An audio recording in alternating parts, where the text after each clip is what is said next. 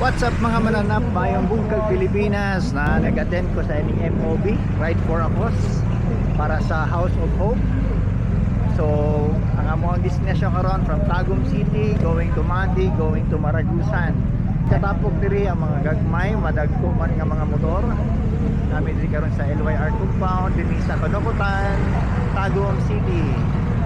My fellow riders, brothers and tourists, daghan kay salamat sa inyong pasensya riding today, and I'm so glad and honored you supported the Mission on Bike. This is our 8th year, 8 years na niya itong Mission on Bike,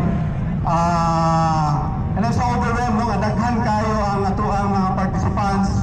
There are around more than 1,000 riders nga ni-join. Ito yung kaning inyong donation, whether big or small, dako kayo ning tabang na atong ihatag kanto sa House of Hope Foundation for Kids with Cancer. I hope that everyone will ride safely, na unta makabalik ta, going to Maragusan and going back to each of our homes and destination na safe ta. So much and good morning. Taling sa dalan and kita na punta dito sa event area sa Maragusan.